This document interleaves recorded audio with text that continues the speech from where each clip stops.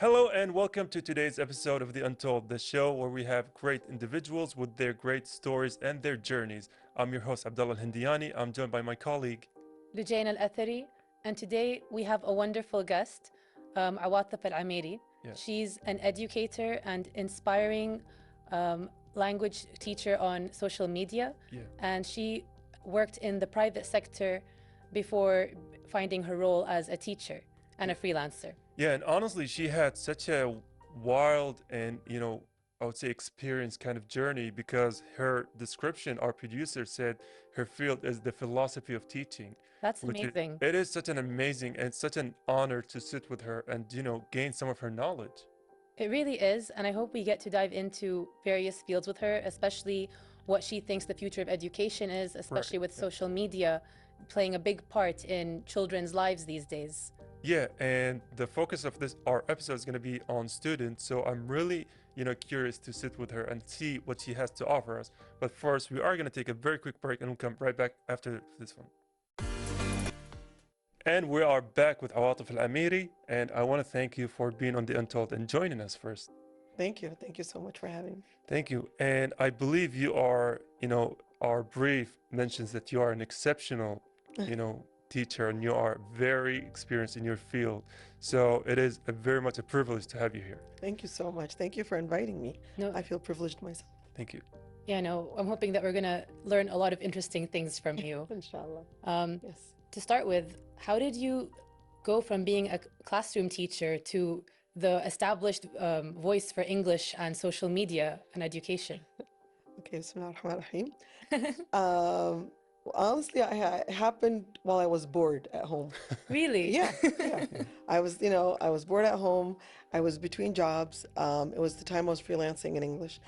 And I wanted that place where people come back to, where my students come back to, where they can, if I start teaching, because I kept on, repeating myself. So I said, why not have a place where someone expresses more about, especially I focused on grammar because I love grammar and nobody else does, but I wanted to focus on that. So I said, where can people go? And honestly, a lot of friends of mine did tell me that. Also, I'm not gonna, they said, why don't you try putting your content on, because people want to learn English and grammar. I said, okay. So it was between jobs, but alhamdulillah, Alhamdulillah. it grew after. Yeah.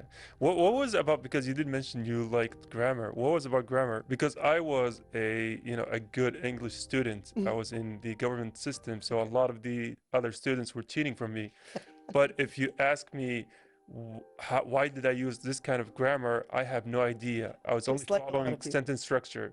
Yeah. So what is about grammar itself that kind of, segued you into it? Well, the thing is, because as a teacher, for me, as I started just like you. Yeah. I did not know why this was this way. Right. It just sounds. It just, this is the way it is. Okay. Yeah. Why do I use this? Why do I use that? So while I was teaching, it was the struggle of having to explain this to students. Right. So that's where I started going back to studying how to teach it in the quickest way and in the way where students understand it. So it's like simplifying it, which took a lot of time, not a one-time thing. So you're right, grammar, you see it, it's the way it is, but you don't know why. And the why is what got me more interested. And then when you see the results with students and the students started understanding and started going, oh, so that's what it means. And that's why I started falling in love with it. My English teachers were always my favorites in school, and I even studied English literature. Wow. But I do feel that way about the grammar because I learned a lot through reading. And so there are many things where I understand very complicated words, but I can't explain them to people or why they're used in a certain way. Right. So I do think that the fact that you use social media to promote this is very interesting. But going back to being a teacher, do you remember the first class you ever taught? Yes. Yeah? Yes. It was very long. Yeah? Do elaborate. Yeah. Because, as a teacher, you come explaining something for the first time. And I was worried and I was like, are they going to like me? Are they not going to like me? Is it going to be clear? Is it not? But the good thing about all my life, I've been training for this because I was always in training and, dealing with students in other different fields. So when it comes to the official academic classroom and for you to explain certain rules, it wasn't easy. I used to take such a long time explaining it, especially on day one. Like I remember day one, I went back home, sit over. Is that it? Because it was really not Yeah. easy. And I tell each teacher that. I said, don't think I explained this way from the beginning. No, in the beginning, it was not this easy. But with time, definitely you get to the point, you know what clicks with students, you know how to give the message very clearly. So with time, it became a lot easier. So no, don't remind me of the Yeah. first day. It was very, And so, very long. how do you earn the respect of the classroom? Because, you know, and I'm talking about boys' school, for some reason we had teachers who had classrooms with all kind of chaos, but then some other teacher with a classroom that was like complete silence, and Mhm. you just don't know. So what was about, you know, those two approaches that defined the teacher's approach to the classrooms? Honestly, you have to respect to get respect. Oh, So you respect those students, you know they're humans, you talk to them properly, make eye contact with them, understand that each of them come from a different environment. right. They don't know you. They're going to test you, especially if they're young. They're going to test you. They're going to test like how strong you are. So you have to, it's your body language that makes a difference. It's your eye contact that makes a difference. It's Oh, your voice that makes a difference, yeah. your patience and your kindness. You have to use that, your patience and kindness and respect. Respect, respect, respect. Respect that they're also humans that want to learn, that, you know, that they're interested in what you have to show them, what you have to give them, or you have to offer as a teacher. So the more you communicate them with respect and the smile and kindness, Yeah. but you're strict, but you're to the point, but you're not. And like I said, this didn't happen overnight. Yeah. With a lot of trying and a lot of, like you said, chaotic situations, and things got better. Yeah. I love that. I love the idea of give respect to get respect. Yeah. Especially, I feel a lot of young people feel like they're not taken very seriously by adults. So for a teacher to listen and respect them as well, it will help them respect and understand the teacher more. Yes. So also going back to what you said about environment, what role does that play in a children's upbringing or learning in school? Does it affect it? You mean environment at home? Yeah, does the environment at home? Definitely it does. Definitely. And here, let me talk about those environments where you feel the student is not coming from a very healthy environment, where a student is angry, or a student is, you know, just like he hates school and nobody cares about him. It's not that you give him the most attention. You have to be careful of that because everybody deserves attention. But with that student, you have to not forget that he exists and not be angry at him or take it personally. That's the point that matters the most, not taking things personally. It's not his fault that he comes from a very not healthy environment. And definitely, home environments make a difference. I always tell parents, you know what, it starts also from you guys. A lot of parents say, no, it's from the school. The school's not doing the job. No, no, no. It's both of us, the school and the parents. So healthy environment at home does definitely affect, but you get that student that doesn't have it, and it's okay. It's always okay. Make that classroom a good environment. That's all your responsibility. What he does at home or where he goes, that's why I usually like to focus on the students inside the class instead of just throwing all these homeworks at them Yeah. and letting them do it at home. No, no, let's do it inside the class. You know what? We got time. Let's do homework now. That's amazing. Yeah, I prefer that in front of me because then I make sure that he learned. I make sure that I showed him that I care about what he's doing. And then, of course, definitely you always have to give those, encouragement phrases where you have to encourage them, great job. You keep on going. Yeah, you're right. Wow, what a great question.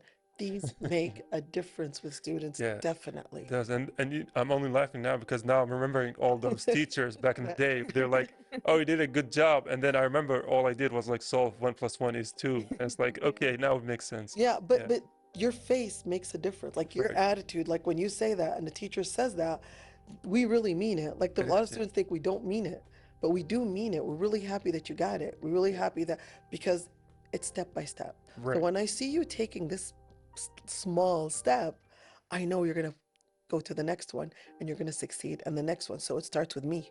Right. It starts with me saying, you know what, good job, because not a lot of people are gonna say that to you outside. Yeah. So why not tell you now? So we do mean it when we say it. And that's good, alhamdulillah, for having such a passion for teaching. Mm. And, I do remember fondly a lot of my teachers because for me personally, and I'm sure a lot of my classmates are going to share the same sentiment, we had a lovely years throughout school. You know, it has been nothing but, you know, fun and chaos, but it was also a learning process. Yes. And I only say that because I graduated really high marks, so it wasn't all just laziness and everything, but it was a really fun experience, and that is all thanks to teachers like you, right, with enough passion for the job. And here you had both experiences where you were very serious about your education and you studied really hard, but at the same time you had fun.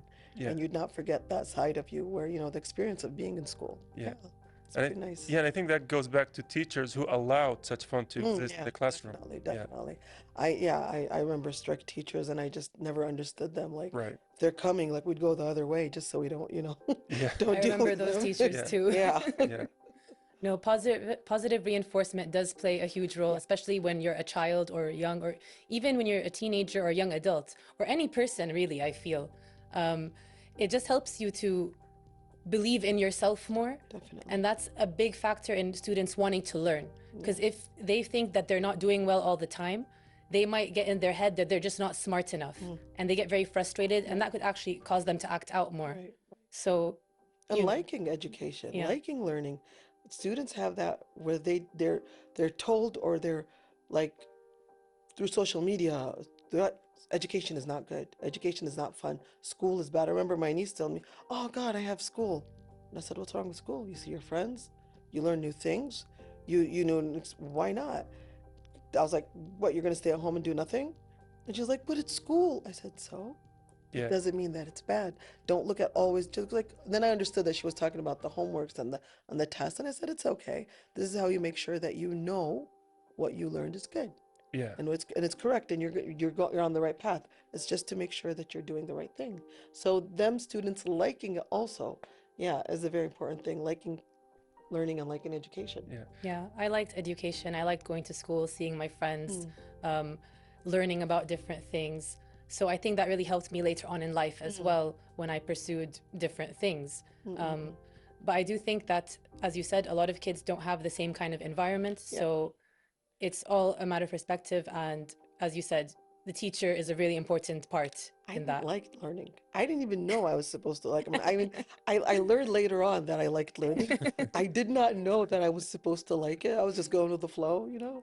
That probably helps you because you could understand the child's perspective more. Yeah, definitely. That helped. That made a big difference in me being a teacher, because I was like that student that was lost. I was like, one time you find me a really good student with high marks. One time, no, I didn't know what was going on. I was just going with the flow, and like I just passed. So I went through it all. God tested me. So later on I could be a teacher. And I want to, you know, circle back on a point you mentioned, that, you know, you speak a lot of words of encouragement to students. And I want to ask you something about having student engagement. Like, do you have any kind of, you know, I would say hacks or tips, teaching tips that bring back the students' engagement and make them connected to the classroom? So me as an English teacher, you always have to those icebreakers. You have to have those icebreaker activities, those small activities where that kills that boredom. Like where you just, like, for one thing, I would put like a letter, and I was like, okay, we have like in 1 minute, find like 10 words that start with the letter R. And then students would like, because students like challenging and stuff, like, so they really like doing that. Anything that relates to them, like as a teacher, you have to have icebreakers that breaks the ice and breaks the boredom and just changes the atmosphere and attitude. Because I remember one of my professors in university said, and I believe this was like the first class or something, he said, like, scientifically, and he was quoting a research done, was like, he said teachers only have the first 15 or 20 minutes of students' time. And then 15? I have 2 minutes. That's too much, right? and then he was like, so that's all the time I'm gonna take for my classroom. And then for the entire, you know, the semester, he only taught for 15 minutes, and then the rest of the minutes, it was just, you know, whatever you want to do in class, just don't make it a chaos. Every teacher has their way, honestly. And the good thing is that all of us, you know, got through that class with really good grades without the need for the teacher, with the professor's help. So that's very good. And with that in mind, I do want to, you know, go on a very quick break, but we are going to come back right after the break. Welcome back from the break. I thought we could continue on mentioning about social media and its effect on students' learning. Do you think that Instagram and TikTok are more of distractions, or can they be used as tools of learning for kids? Because it's a big thing in the world now. It's taken over everything. All kids are on all kinds of apps, you know, tablets and whatnot, and it's so normal for them. They don't know a world before that. So how would that affect things? Here it depends on how you're going to use it as a teacher. Now, are you going to use it for them to learn from it, or to assist you? So that's where you have to focus on. Like, for you to prepare a question where you want students to use social media, you have to do your research yourself. Prepare where they want them, where they're going to research, what hashtag, why you want them to research, and what are you going to benefit out of that. As a teacher, you always have to make sure of the outcome, of the objective of what you're doing. So it can be and honestly, I'll tell you one thing. I have students in the class open social media and while I'm teaching, and because they're so addicted to it, she's listening, she's focusing, she's like, what's going on? Are you liking in my class? What are you doing? And then she's like, no. I was like, yeah, you just did it on your own. Like, her hands just went there on itself. So I don't really recommend that in the class if you're going to do it through the social media, because you want them to separate between entertainment and education. You want them not to focus on social media. Like, for me, when I look at, social media, I see all that content and the thing I put, it's a backup for me. It's not everything. I still exist. I still have to be that professional teacher in class. I have to give that 120% sometimes within the class where I explain the lesson and I make sure. But at the end of the week, I might give them, you know what we studied this week. Why don't you go on or take this, let's say, this link and go look at it. And it's a revision for them. So that's the whole idea of having content. Yeah. The content creation, or as a teacher, you want students to go back to that, to revise what you taught in class. Your role is still the same role. It doesn't change. Human contact is the most important contact. Yeah. Never social media, be a substitute for that. And I do want to thank, individuals like you on a very personal note because of your usage of social media for educational purposes. Because I have a very negative idea on social media for, the influencers trend, right? But I do want to take this moment to thank people like you who try to use this platform to spread so many good things, right? To, like you said, students now have very little attention span, and that's because of social media. So for people like you who use it to better the world, that is a very good moment for me to say thank you. Thank you for saying that. You hate social media? I hate the influencers type of social media. But that's a part of it. That's not everything. No, and I'm talking from personal experience, because the way it shaped my younger cousins' view on life and work, on education and school. Like, they're all now, what's the purpose of school and education? They're seeing the good side of social media, people traveling all the time, showing pricey stuff. It kind of influences their viewpoint on the world. But let me tell you one thing, like, even back when I was younger, there's a lot of things that influenced us. Yeah. We think that actors are living the best life, or filmmakers and all those other things, so every generation does have that influence. Here's where your role and your cousin and their family and their parents, your role is a lot more important than our role. Because they're with you most of the time, they're with you on the weekend, they trust you a lot. So when you talk about them, say, yeah, this is their life, but they worked hard to be influencers. They worked hard to travel. They worked hard to get the money. But in the end, you have to have that base where you study and your education. Once you get that age, with everything that you experienced, then you can be whatever you want to be. But you can't be whatever you want to be when you're still young. Yeah, that's what I told them, is that you're watching a person's step Z when you're still at step A. Yeah, but remember, show them what A, B, C, D is. Yeah, right. Talk to them about it. Help them. And that's where the guidance comes. We have such an important role as adults, especially these days, to take things with conversation. Take it lightly. Listen to what they have to say. Listen more than talk. Let them talk about it. Let them say, okay, but didn't they, how did they become famous? Didn't they have to put a lot of posts? Didn't they have to? It's a process that they don't know about. They just see the result. They just see the end result. Yeah. So talk to them about that and tell them, even with your education, there's a beautiful result. You don't see it now, but having a degree, even those influencers have degrees. Right. Even those influencers. So they didn't forget their personal life. You can be whatever job you want to be. but make sure you go through it the right way, and help them understand, like, it's one step, two step, three step. It's not 10, Yeah, it's not 20. taking a leap. That's what they Right. see, and it's normal at their age, and especially like we're living in a fast-paced, world where everything is just fast. So the more you listen, the more they'll talk, the more they'll get to the point Yeah. where it's better to see it. And you can guide them to good things on social media and on influencing. Like, there are good influencers, but nowadays I feel like the whole influencing thing is very mixed, Right. Yeah. Like, you can have like someone that has 100 followers and they're just really good at what they're doing. So Yeah. it's changing with time. Yeah, it is changing. Hopefully, yeah. I do agree with what you're saying, especially in terms of kids these days. It's a different perspective for them. A lot of adults are like, my father, he'll limit my younger brother's screen time and my younger sister's. And that's good and important. But to them, it's not enough because their whole world has become online now. Gaming is online, talking to friends is online, learning can be online as well. So trying to curate the right content for kids, or like you said, guide them in the right direction. Because I myself can benefit from social media. There are many channels where I learn a lot of like health tips from things, or if I want to travel somewhere, I'll learn more from people who've actually experienced the place. And some people do learn languages on social media as well. So as you said, it's all about finding the right balance. And being there for them. Yeah. Don't leave social media and everything open. Don't give up on them, is what I always say.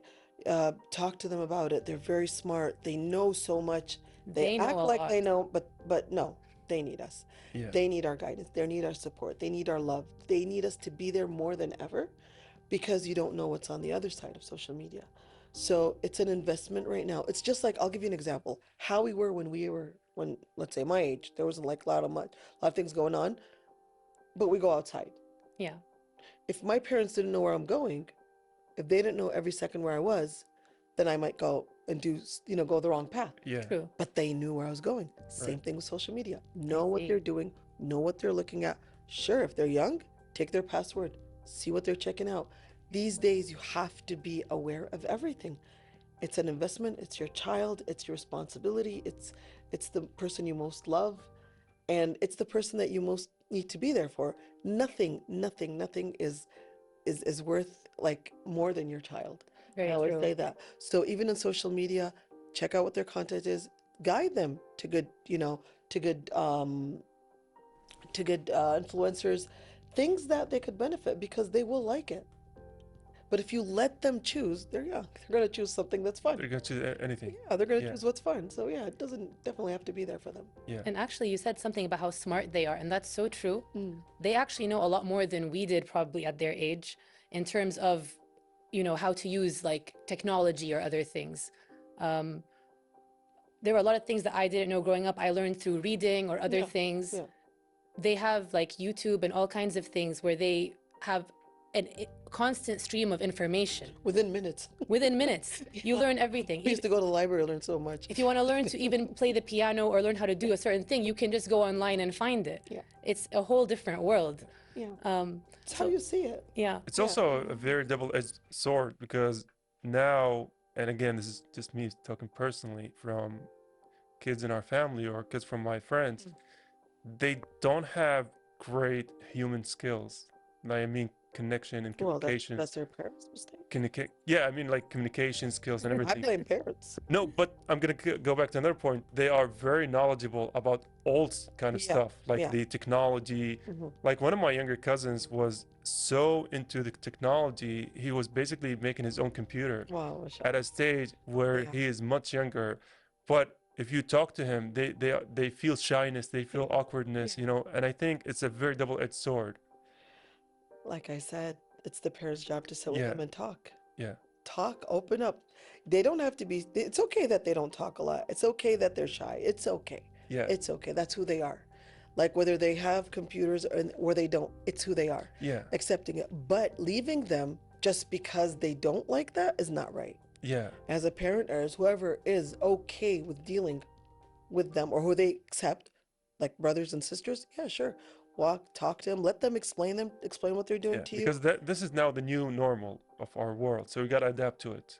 You mean being like isolated? No, I mean being so into technology and how social media and, the tech itself influences our behaviors. Yeah, but here, are you talking about young or are you talking about The young people, the young the kids people? and everything. No, Yeah. I think that you as a parent can walk into the room, put the iPad down, Yeah. take your child, go out with them, go for ice cream, Yeah. go for coffee, go for whatever, not coffee, but go for a drink or something.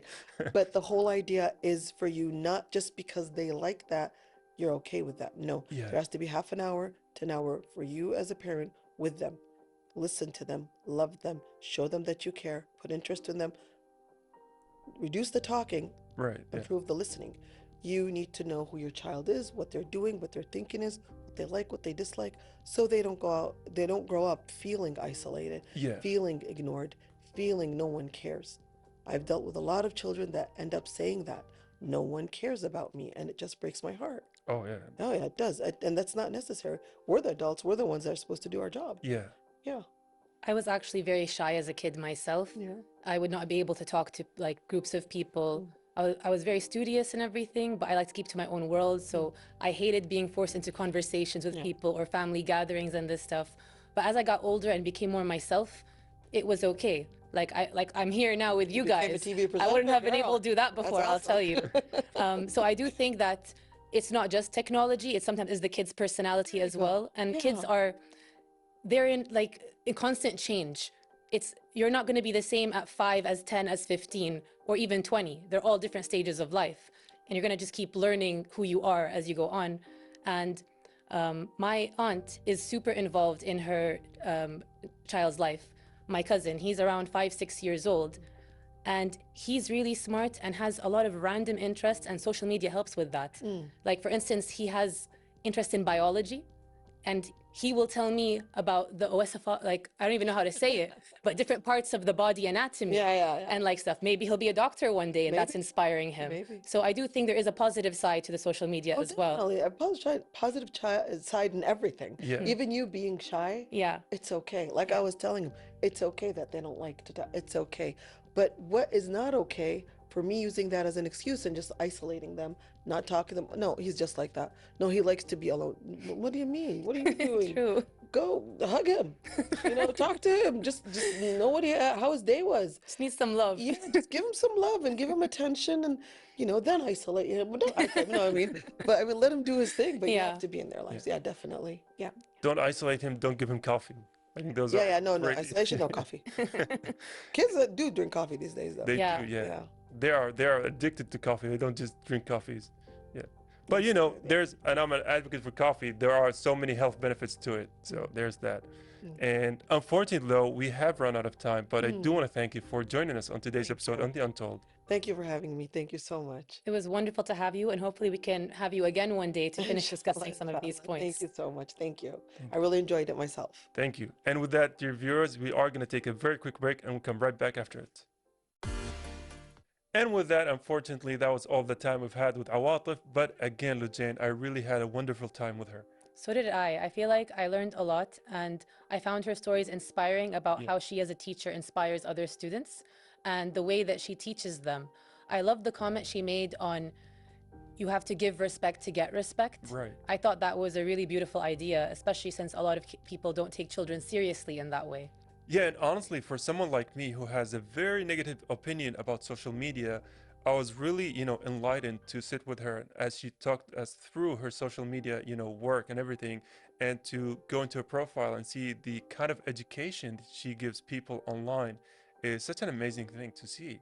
I think it was. And like you said, a lot of people think social media will have a negative impact on education and on children, but she made it seem like it could be really used as a good tool and that it could really further children's education if they used it in the right way. Yeah. And, the last thing I'm going to say is that I love how she emphasized the role of the environment plays in the student, right? And I think that's a very, underappreciated aspect of teaching is that whatever goes on outside of the school. And I'm glad she emphasized that point. But unfortunately, that was all the time we've had for today's episode. Yeah, unfortunately, that was all the time we had left. Thank you for joining us today. And I hope you join us next time where we get to uncover people's inspiring stories. Good night.